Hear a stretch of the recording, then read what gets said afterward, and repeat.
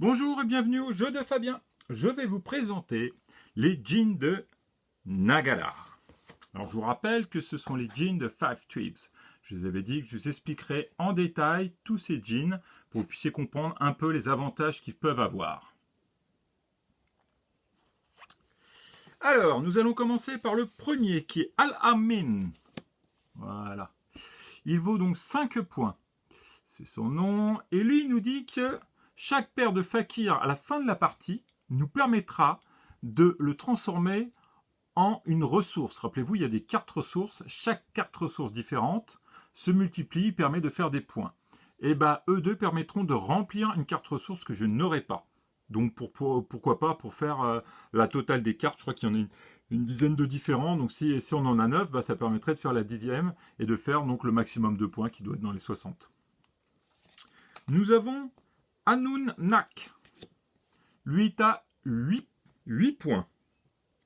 Donc, on désigne une tuile vide et on peut, en ayant payé bien sûr un meeple blanc et un fakir, une carte fakir, on peut à ce moment-là, à chaque tour, de pouvoir prendre une case vide et de placer 3 meeples qui ont été mélangés et que l'on remet donc dessus. Donc ça vous permet comme ça de compléter une case et pourquoi pas se raccorder avec d'autres et puis avoir des meeples pourquoi pas intéressants.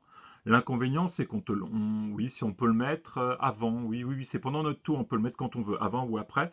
Donc on peut le mettre avant et après jouer, ça peut être un intérêt. Nous avons Bahal. Alors lui c'est très simple, c'est qu'à chaque fois que vous allez acheter donc une carte jean, vous bénéficierez d'une pièce. Et à chaque fois que quelqu'un achètera une carte jean, ils vous donneront 2 pièces. Donc dans les deux cas, vous êtes gagnant. Donc à faire ça au début et non pas vers la fin où on en achètera moins. Boaz, donc lui avec ses 6 points. C'est simple, en fait les blancs qui sont les sages et les vizirs les jaunes ne sont pas touchés par les assassins. Donc on sait que on peut les garder et que l'adversaire pourra, au lieu d'attaquer avec son assassin un meeple qui se situe dans le jeu, et ben en fait il peut attaquer l'un de nos meeples chez nous. Et ben là ce n'est pas possible pour les deux. C'est une carte de protection.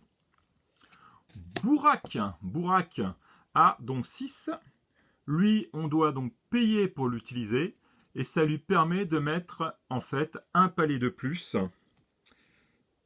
sur un village qu'il a déjà, où il y a déjà des palais. Ça lui permet, s'il le veut, s'il a assez de cartes, de pouvoir en faire. En sachant quand même qu'un vizir un sage vaut 2 points, donc un palais vaut 5. Donc ça nous ferait réellement 3 points, en sachant qu'il faut dépenser en plus un fakir. Donc bon, après c'est un calcul à faire si ça vaut le coup. Au moins, l'intérêt c'est d'avoir au moins les 6 points. Echidna, 4 points. 4 points la Echidna. Elle, double le montant des pièces que vos bâtisseurs reçoivent à ce tour. Donc ça, c'est pas mal du tout. On paye, donc soit deux sages, soit un sage et un fakir. Et à ce moment-là, à chaque fois qu'on joue les bleus, eh bien, on multiplie les pièces. Si on n'a qu'un bonhomme qui fait 7, eh bien, on multiplie par 2, ce qui fera 14. Voilà, donc c'est pas mal du tout. Alors si on a deux bonhommes qui fait 7, donc ça fait 2 fois 7, 14, fois 2, ce qui fait 28. Donc ça peut aller très vite et très intéressant. Toujours, c'est des cartes là à prendre dès le début. Alors, Enki. Enki, eh ben, on place un palmier sur un oasis. Donc c'est le même principe que le palais. Donc on paye et ça permet de le mettre. Là, je trouve que c'est moins intéressant, sauf si on a la carte qu'on va voir après avec le palmier, parce que là, ça vaut 2 points toujours, et le palmier vaut 3. Donc on n'aurait qu'un point. Ça coûte cher pour ce qu'on pourrait faire. Mais il y a des cartes qui permettent d'améliorer les palmiers. Et ben justement, c'est Orvatat. Voilà, on passe de 3 à 5. Donc là, ça devient intéressant. C'est-à-dire qu'à la fin de la partie, on calcule nos palmiers non pas à 3 points, mais à 5 points. On a Agis. Agis, on doit payer pour le faire. Et ça nous permet de mettre donc un palais. Alors, j'ai pas très bien compris ce système-là. Lorsque vous placez un palmier, Non, c'est pas le palmier, on a dit le palais. Oui, lorsque vous placez un palais, vous pouvez le placer sur n'importe quelle tuile alentour. Ça permet de le mettre. Alors, c'est-à-dire que oui, je crois comprendre. C'est quand on va sur une case qui n'est pas la nôtre et qui a normalement un palais, et ben on peut prendre ce palais et le placer sur une case différente, même si c'est pas une case à palais. Donc, ça permettrait de le mettre sur une case à nous. Donc, ce qui n'est pas négligeable. On paye, mais quelque part, on peut récupérer le palais ou le donner à un futur ou à une personne qui l'a déjà. Iblis. Alors lui, 8 points quand même. On paye et on peut tuer donc 2 meeples avec un assassin. Donc ça c'est pas mal.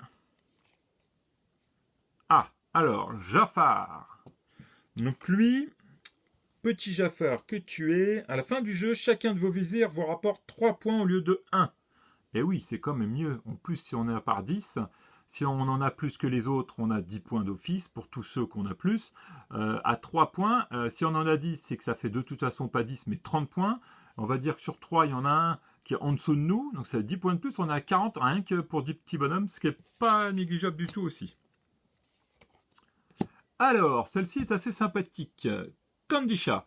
Alors, elle est à 6 points. Le meeple permet, en fait, à chaque fois qu'il y a un meeple assassin, on va utiliser un meeple assassin, il va donc tuer il va en tuer un. Donc, si c'est un vert, eh ben, il pourra piocher une carte dans la pioche cachée donc des cartes ressources. Le bleu, il multipliera par 2 le nombre de points.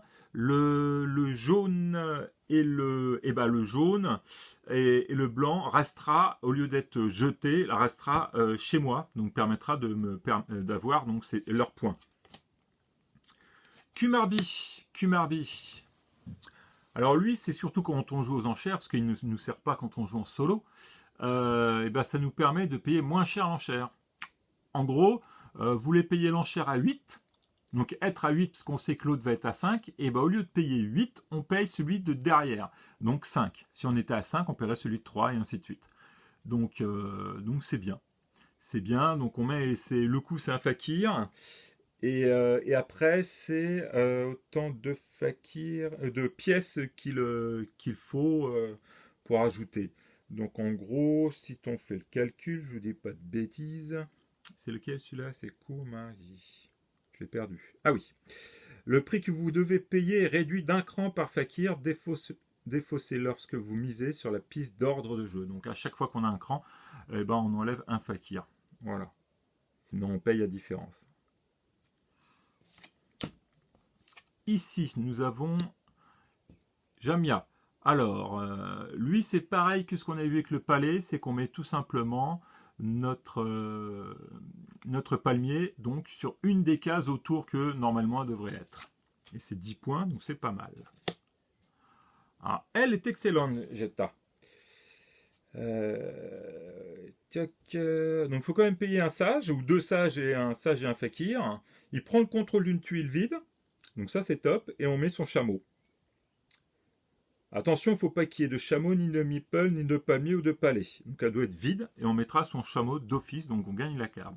Alors si c'est la case 15, donc par exemple 15 points, elle est vide, il n'y a rien, et comme ça on paye les 2 meeples ou le meeple, donc le sage et le fakir, et ça nous permet d'avoir quand même la carte 10 points, donc c'est pas mal.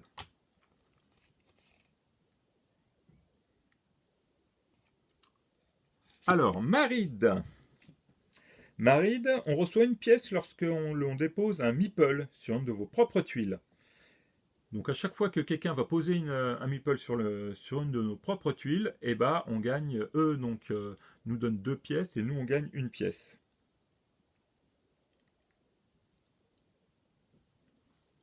Donc n'importe quelle tuile. Donc celle-là, en ayant des pus, ça peut être très intéressant. Pareil, le même système, si moi je mets un palais, donc ça me fait une pièce, et si quelqu'un met un palais, ça lui met, donc on récupère 2 pièces. Et là c'est n'importe où, donc même s'il le place chez lui, ça fait quand même. Donc pareil, c'est un produit qui est très bien au départ. Ici, Mekir, on reçoit une pièce lorsque je tue un ou plusieurs meeples, et si quelqu'un tue un ou plusieurs meeples, il donne 2 pièces. J'avais eu ceux-là. Elles sont vraiment géniaux, ceux-là. Donc on est mal tombé à chaque fois, j'ai toujours eu les autres. Donc celle-ci, je la connais bien, elle est bien. Bah, un sage vaut 2, bah, il passe à 4 points. Donc c'est là où elle devient intéressant à garder. Vous avez Cibitis. Laurel, elle est bien. Parce qu'elle vous permet de piocher 3 jeans dans la pioche jean et d'en choisir une. Donc de rejeter les 2 autres. Donc ça peut être très bon parce que les autres ne savent pas ce que c'est. Et donc on peut avoir une très bonne carte gratuitement. Alors gratuitement, ça vaut quand même 2 meeples ou un meeple et un... Enfin, deux sages et un... Ou un sage et un fakir. Mais quand même. C'est dommage qu'on ne peut pas tout avoir, hein, parce que ça serait top. Alors, Sloar, lui par contre, donc on donne un fakir et on peut piocher la première carte de pioche non visible qui se situe donc dans les cartes de ressources. Donc ça peut être une surprise, une bonne surprise, surtout quand on sait qu'il y en a 9 et qu'on ne voit pas celle qui nous intéresse. Peut-être qu'en l'ouvrant, on va tomber dessus. Ou on va tomber sur un fakir. Dans les 2 cas, ça peut être intéressant. Enfin, Utug, la dernière. Et ben elle permet de mettre en fait un chameau. S'il y a une tuile où il n'y a que des meeples dedans, ben on prend le chameau. Mais il ne faut pas qu'il y ait un chameau, un palmier ou un palais. Donc on passe un de nos chameaux dessus, on laisse les meeples comme ça. Après, si quelqu'un récupère, récupère. Mais voilà, au moins on sait que c'est à nous. Donc la 15, toujours pareil, je reviens au 15 parce que c'est la tuile la plus grosse en 15. Si on tombe sur la 15 et qu'elle est vierge, il y a juste des meeples dessus, ben on peut, en payant, pouvoir mettre donc notre chameau. Donc pas négligeable du tout. Voilà, voilà. Donc ça, c'est les jeans de Nagala. Donc dans le 5 Tribes, alors je vous rappelle, hein, c'était notre 5 Tribes, les jeans de Nagala, qui est la base du jeu. Il y a des extensions où vous avez aussi d'autres. Donc si j'ai le plaisir de les avoir, je me ferai un plaisir de vous les montrer. Ce qui n'est pas le cas pour l'instant. Mais dans l'avenir, c'est prévu, vous inquiétez pas. Eh bien écoutez, je vous souhaite de bons jeux et une bonne journée.